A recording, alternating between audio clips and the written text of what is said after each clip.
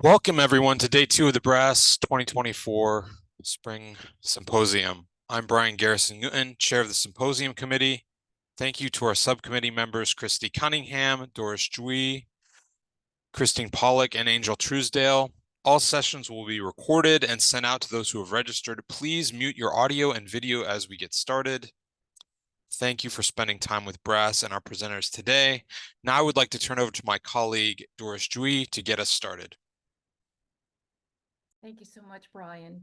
And today's first session gives me the opportunity to introduce, with genuine delight, Ryan Yoakum, a esteemed member of Belmont University. Go ahead, Brian.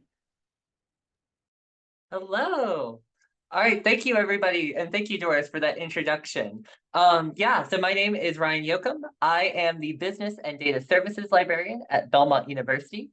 This is actually my first year, both as a business librarian, but also as a new librarian in the field as a whole. And that's really where my presentation starts with, is thinking about instruction in business, and a struggle that I had with one of my different sessions, and how I went back and revised that.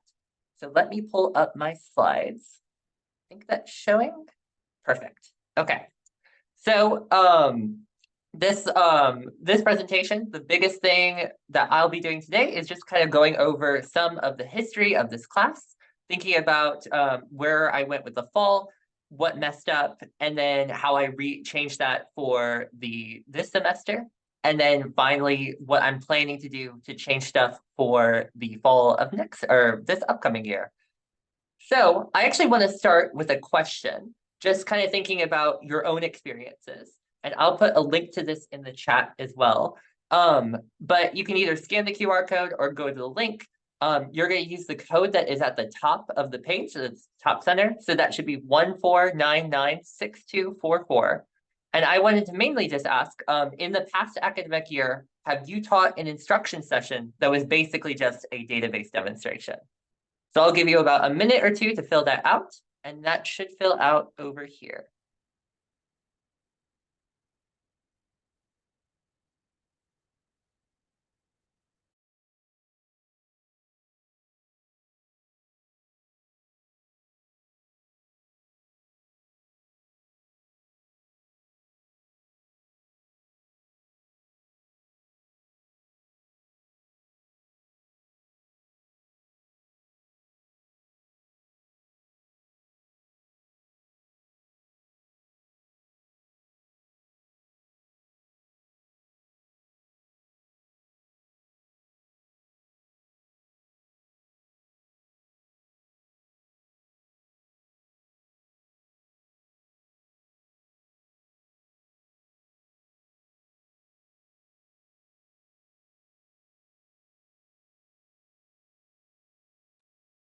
Oops, doesn't look like it's sharing. I'm seeing a couple of results, so I'm actually going to move and share my screen again. You can fix this. Okay. So the results here, basically, it looks like the majority of people have had yes, they have done a demonstration, database demonstration. So yeah.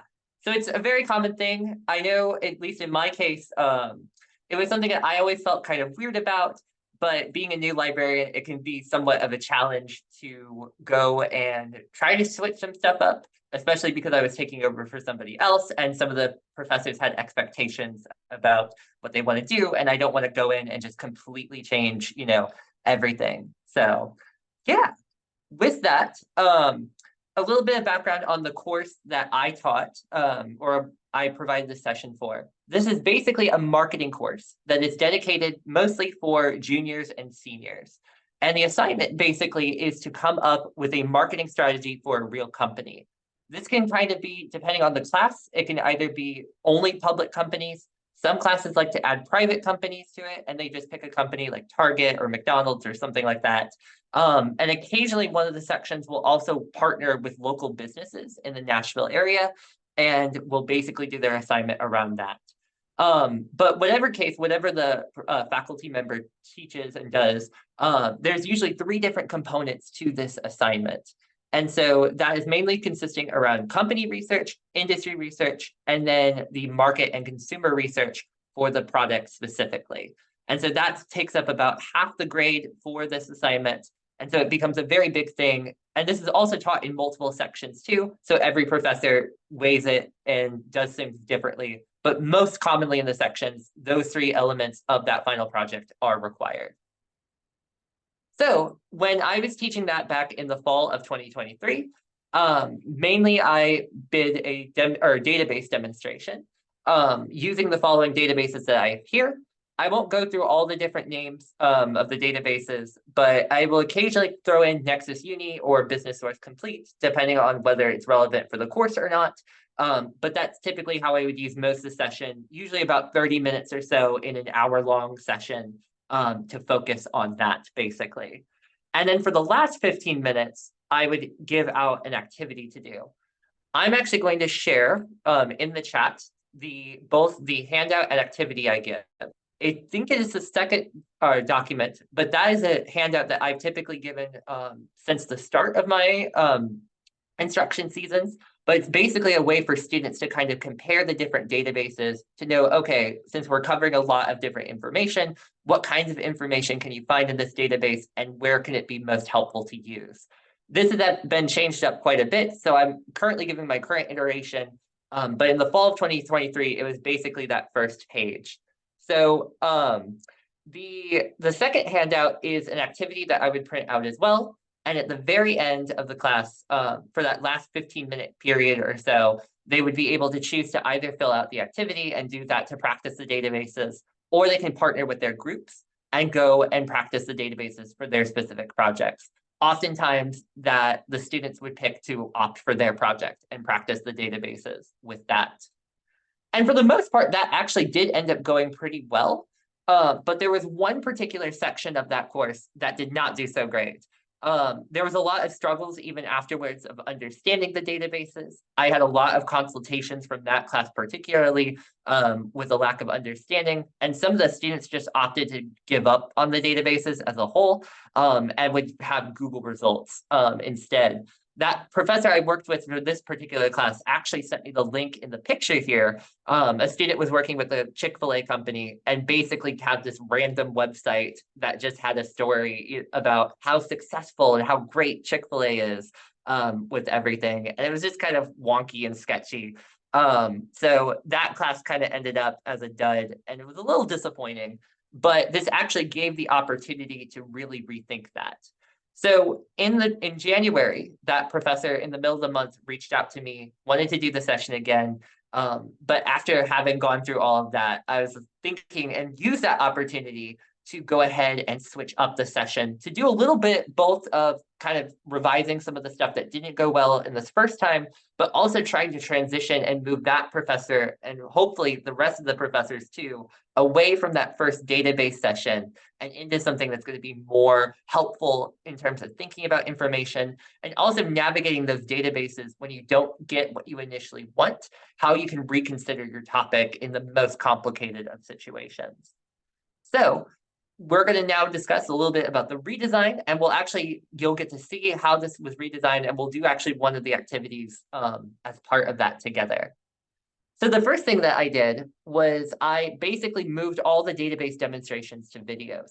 We have a recording studio at Belmont that I basically went and made the videos a little more professional, added some more complicated sound quality systems and closed captions and all of that.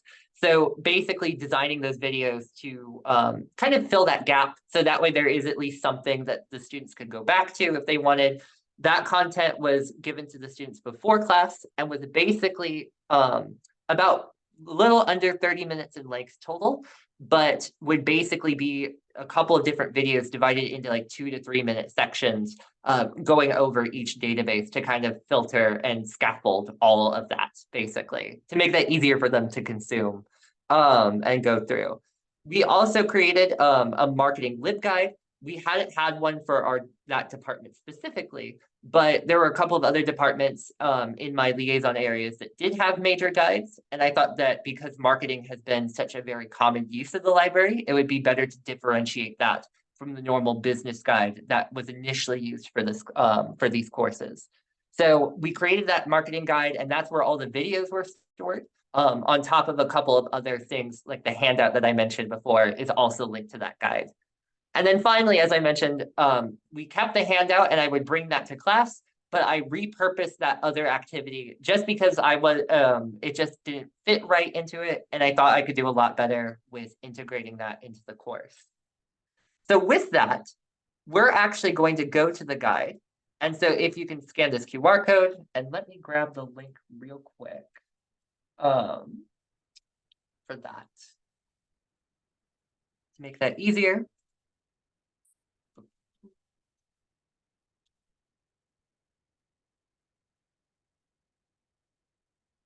And I'll go back to this page as well. But the basically, go over. Yes, if you go to that guide, I would like you to do that first activity that's on the page. There should be a link to a Google form that you can go to. And basically, I want you to skim the following articles. They don't need to be read in full. You can just kind of go through that. And I want you, based on those articles, to determine how many new books are published worldwide every year.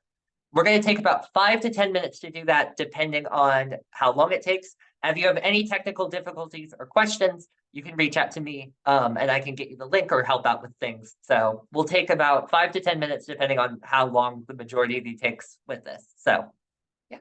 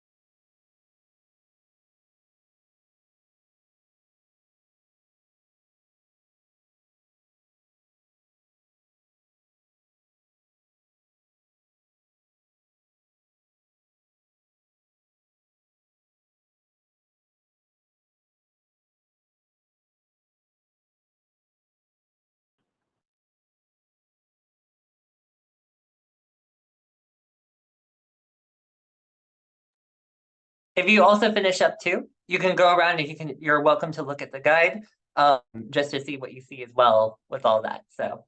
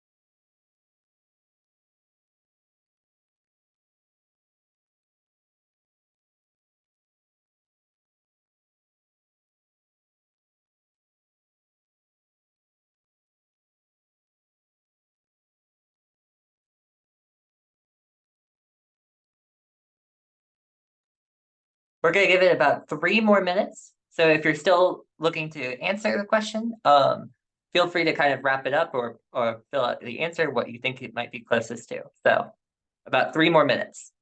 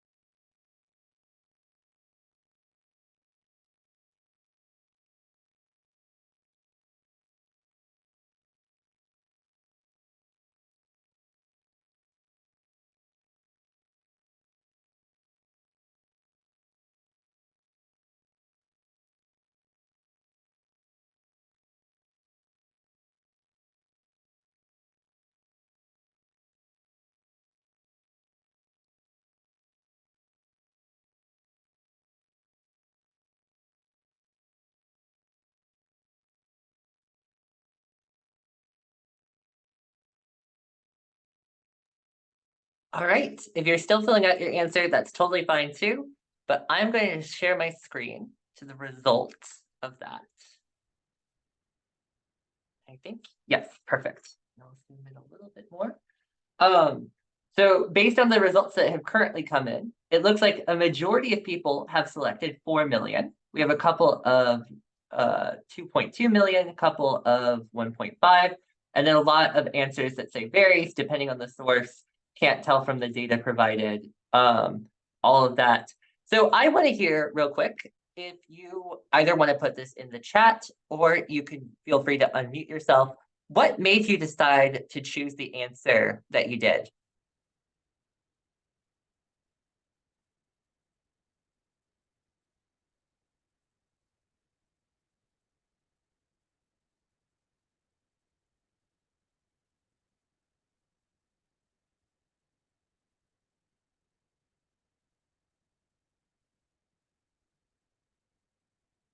Okay, so we got the Boca report. Let's see.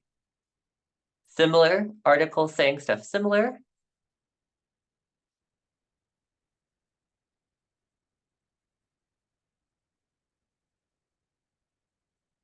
Yeah.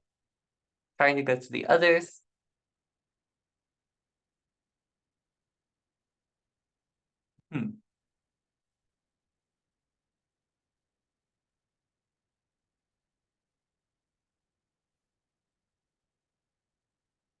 Okay, perfect. Yeah, so it seems like a lot of people, some people are going off the Boca report. Some people are going off of just various different sources. So yeah, so the answer that we use, and so with that, in the class is actually all of these numbers are incorrect. So the reason for that, and really this boils down to the 5th article that we use, which is basically about where the book data comes through. And it talks about kind of Nielsen BookScan and their monopoly over kind of the book publishing data, basically, and all of that information. So that number can never be precise. But basically, I use this to kind of show, because they all kind of have contradictory information. And it's a good way of thinking about how some of the articles are kind of grouped together. So for example, in the last article, that were where you would get the 1.5 million books. But if you click on the link that's right here, then it says 4 million books. So, and it's the same website. So it is kind of a little bit of a mess. The one that would always get me would be the statistics that are right here, because it has the little counter and it looks super nice. It's like, oh, you know, the book just, you know, additional book came in. But the data that they're pulling from is actually super old. So like you can see right here for Belgium, that's coming from 1991. So like the precise number of how many books are published every year is very wonky and weird. But the reason we do that is because it's a good way of to kind of counteracting some of what we did in the first, or what happened when people were looking up different Google results. So let me go back to the presentation.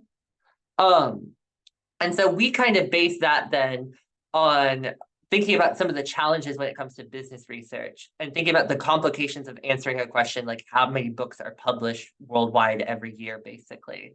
So we then kind of discussed some information about proprietary data, thinking about the expensiveness of data, and then sometimes the gatekeeping that happens. And we use books as a kind of a light example, but I use that to kind of exemplify to students how difficult it can be to get data. And we talk a little bit about locating and evaluating the different sources. So we discussed through those different sources, how would you evaluate this? How could you think about this? And it's a really great opportunity to add business information literacy to that session, basically, and to help the students think critically, not only when they're using online information, but even the databases, to think about, okay, where is this information precisely coming from? And how do I know that I can trust this information, basically? Then we kind of go through a little bit in a lecture of just some of the different strategies with all the different databases. So thinking about, for example, in IBIS world, if you have a very niche topic or a niche industry that might encompass 2 different industries, thinking about how do you search for both of those industries together, and thinking about where those might fit into that specific industry. Or in BizMiner, for example, when you're searching through NAICS codes and the specific city or region, and you're not able to get that precise report, how can you go back on either, or make the broader NAICS code or broader area, basically, and going back from there to think about that. And so we go through a couple of different things related to that. And then I give them a second activity to work on. Basically, in their groups that they're working on in the assignment, they'll answer one of the questions on the activity 2 page or section. And those will all be related to a different database, and thinking about those complicated questions specifically related to company research, industry research, or even some marketing research. Sometimes those questions go a little bit wonky, and they didn't work out as well as I'd hoped. I'll share my screen again. But on the second page, you could probably see right here at the very end, I had to cross off this question. Because that question basically tripped up students. My intention was to get them to practice with Statista going back to the original source, and to think about where that statistic is coming from to find more information. But this ended up being super confusing, and I had to kind of scratch that question from the session. So there was still a little bit of struggles here and there, but yeah, otherwise it was very helpful just to kind of help them see some of the more complicated base questions within all of that. And that would be where the session would end. We wouldn't be able to go through those questions specifically with how time was allotted. So that kind of gets to where I would like to revise this in the fall. One of the main things being thinking about shortening that lecture time to prioritize sharing in activity 2. So I'm probably going to cut down my lecture and probably focus more on the students answering the questions, and then leading the group together in the responses to those different questions, basically. As I mentioned before, I'd like to modify some of those questions as well, and then and make them more clear just to help out with things. And then finally, just updating and adding different content. So for example, in the videos, I had to record those, and there was a really great question in the chat about that. I had 2 weeks to record those, and in the session that or the studio that I was working in, I basically only had an hour a day that I could go in and do that. And I'm very OCD about videos, so if I mess up, I go back. But I ended up kind of making kind of like rough cuts of the videos. I'd love to go back and fix those up and clean those for future semesters. But we at least have them in any case now, but I'd love to go fix that. I've also been working on some additional materials. So that same professor who I've been working with actually also asked for a citation guide about a month ago, and helping out with citations for both APA, Chicago, and MLA citations. You probably saw, if you're on the BizLib listserv, you probably saw my question related to there. And so I built that now, and I'm going to integrate that more into the course as well, and do that. And basically just a couple of other different projects that I have. But this was basically a way that I could kind of change up that database, or just the typical database demonstration, and do something that was more helpful for the students in kind of navigating and thinking about business information and how to answer those more complicated questions with the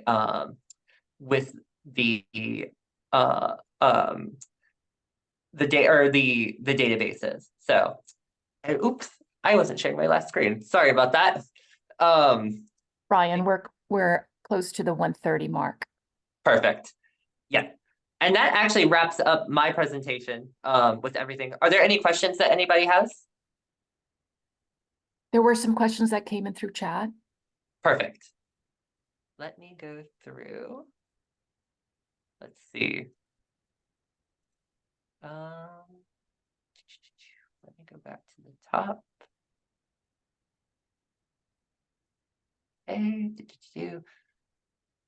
Oh, okay. So the first question I see here is, do you have a sense as to how many students answer before getting to all the articles? That always kind of varies. So I would actually say you get like a handful of students who will kind of just instantly start with responses. But we also get some students who will take a little while. It was actually pretty similar to what we just did. Some students rush into it, and then some students will wait till kind of the very end, going through the articles more meticulously. I couldn't put percentages to it, but maybe about, I would say, 20% of the class kind of does it within the first 5 minutes, and then the rest of the class takes afterwards to get through. We usually do it in roughly the same time, so I budget about 10 to 15 minutes for the students to do this. And so let's see. So there's a question about thinking about the purpose of the exercise, and going through the articles, and that thinking about critically. Yeah, I'd love to go through and think about the answer just from a variety of different things, to think about like to go through that. And in my presentation, we talk about how do you evaluate articles and information. So similar to what I did with like the other articles, we'll also talk about things like the author. So there's one author of one of the articles who you can't find any information of, and they're just nowhere.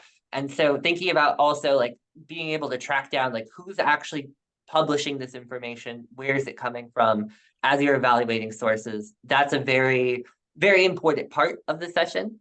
And I usually put that in between talking about some of the problems of but getting precise business information, and then how do you navigate those databases.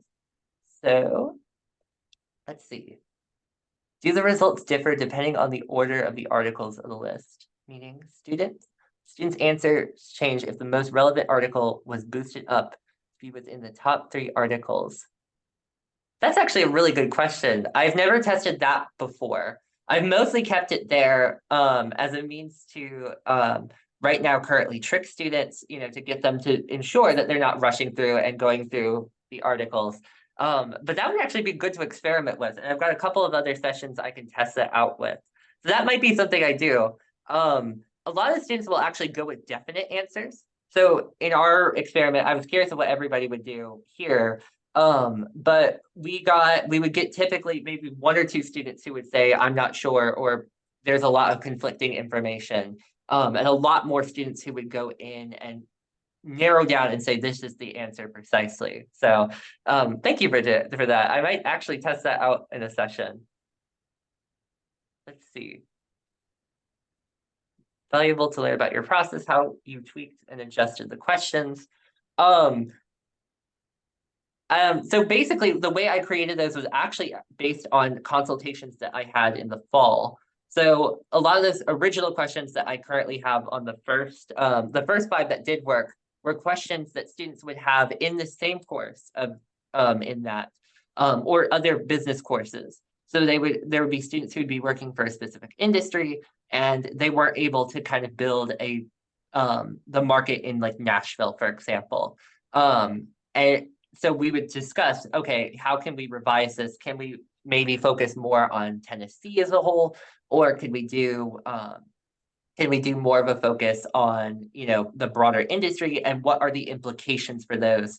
And thinking about that, and not knowing that you're not going to get precisely the full Nashville area, or all the businesses are going to be that specific, you know, like all the specific industry that you have, but how can we think about that and discuss all of that? So that's where the questions came through. Yeah, most of it is just thinking through the complicated questions that come through that, or just very advanced things that you might use those databases for.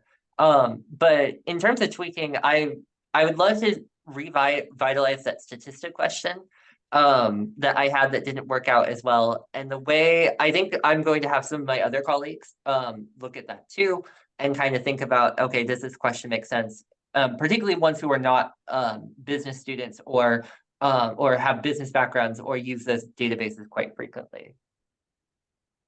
So we've got another question. How do you work explain using Google as a tool to find information in news or trade publications? This lecture as well. I know articles and reports can be updated, not have the most recent relevant information. Pandemic comes to mind, when industries were upended and had to pivot, thinking differently to incorporate information that was coming in quickly in tandem with information that was from reports, articles, from databases. Yeah, so most of this, I try to keep curated to mostly in that kind of sense of Business Source Complete, or, you know, Nexus Uni, primarily using those databases. We also subscribe to a couple of other newspapers. So we have the New York Times and Wall Street Journal, and a couple of other business articles. And so I will also point the students there to those regular publications that the library subscribes to. With that, but part of that session too, and teaching about Google, is I'm primarily not trying to discourage Google searches as a whole, but just trying to think critically when we look up information. How can we truly evaluate it, and thinking about, as opposed to many of the other sites that we used in this example, how would you be able to say, okay, maybe I shouldn't use this for my class assignment, but thinking about the reputability, you know. I have another, it's on the presentation that I use for the class, but we talk about mostly going through like tracing, you know, like finding out who the author is, or finding out all of that. And I usually use that as kind of my my authority of being able to differentiate, like, you know, if you're not able to know who's writing this or what credentials or background, you know, there's probably something to question there. Especially since many of the sources in that you can't really trace fully. So it's a good question. And then similar question, they usually start with Google anyway. So how do you work it into instruction? Yeah, that's something I've occasionally used for some of my courses. I'll occasionally go through Google Scholar. I haven't actually used as much. I try to shy away from searches in general, but that is actually a good point. I might go in and switch that up and think about critically, how do you use Google? How do you find good information? So yeah, I'll have to consider that. Thank you so much, Linda, too, for the compliment here. Okay, so how have you encouraged students to watch the videos before class? Are there ways that you have found to be useful? Those can kind of be, it's been a little weird kind of doing that. I try to integrate it. One way I do it is to try to integrate it in as many places as I can. So if we go back to the guide, for example, let me go here. I put the videos here in the video or in the guide, basically, for all the students to watch and pointing them to this guide. We also integrate them into the Canvas course. So I send all of the original files to that professor, and she actually put those in terms of an assignment in the course. So the students will be watching those there. And there are also links to a variety of other formats. So we put the videos on YouTube. These videos were created on a software called Panopto, and we put them on the original website there too. So trying to integrate that, I would say, as many places as we can, and try to kind of streamline that has been the best way of trying to get those videos in with that. But it's not always perfect or ideal, but we got pretty good turnout with the videos this time around. And it's something I'd like to focus a little more on. And the thought process too of keeping them on the guide is I want to just kind of have that for students in case they go back after the session and want to look at those videos again for their project. I should probably look actually as we're kind of wrapping up our semester and see if there has been a couple of takes. I know a little bit in April, the videos were rewatched again and looked at. So I'll have to see if that's changed around finals week for all of that. So We're in the last 6 minutes of the Q&A session. perfect. So I'll look at a couple of questions. How do you address questions related to the use of generative AI to identify market data? Yeah, so far I haven't done too much with generative AI. It's generally kind of our policy. A lot of our institutions trying to move away from that or from integrating that, but it is something I'd actually love to do more. I wasn't able to make it to the sessions yesterday related to business reference and generative AI. But I was very disappointed. We had something else in the library going on during that happening. But that is something I've been thinking a little bit about, and I would love to I'd love to integrate that a little more, basically. I know some of the faculty members who teach the courses will require the students to use those sources one way or another. So some of that has been them reinforcing, like, you need to have at least a couple of these databases as part of that. But so far, we haven't had as many questions on the generative AI scale. I've mostly used that with students to think about topics or research with all that. But yeah, it's I'll have to look into that a little more. Okay, so did you make research scenarios that are easy to answer if student hypertext to the sites provided, or were there any really real world research questions really difficult? Let's see. Yeah, I think, yeah, I try to make them kind of in the middle. A lot of the questions I had were hypothetical. But I did meticulously, in going there, try to find situations that would block you off. So for example, the example I use right here for BizMiner about the water park industry, intentionally is designed to go in, and if you put that NAICS code in precisely, and then pick Nashville, Tennessee, it won't work and it won't generate the report. So the questions that I chose were particularly, I would say most of it was just kind of forcing the fact of you'd have to use one of those like special means, basically. Or in IBIS world, having the music copyright industry. You can't type in music copyright or use any information there to get a report that's specifically there. But you can get some stuff of the music business industry and copyright and kind of think about those two critically together. So I guess kind of in the middle, I would say. Some of the questions are particularly hard. Some of them are easier, but that's kind of where what I was thinking through when I came to those questions is if you get into the situation, and for most students, like they can find their reports pretty easily. But for those rare cases where you are backed in a corner and you have to think more critically about how am I going to make this database work for this assignment, that's kind of where that came through. So, and then let's see. Let's see. I think that should be all the questions. I don't know, Doris, if you see any other questions that I didn't get to. But I think that answers I don't everything. see. Awesome. No, it was just the last commentary from Heidi. I Yes. do see something similar at my library. Yeah. Well, that covers all of that then. Thank you so much. I know there were a lot of technical difficulties here, but I really appreciate you all with that. And yeah, thank you so much. Awesome. Thank you, Ryan. Thank you, Doris. We'll be back at 2 p.m. Eastern, 12 Pacific for our next session. Doris, would you like to tell people about the survey?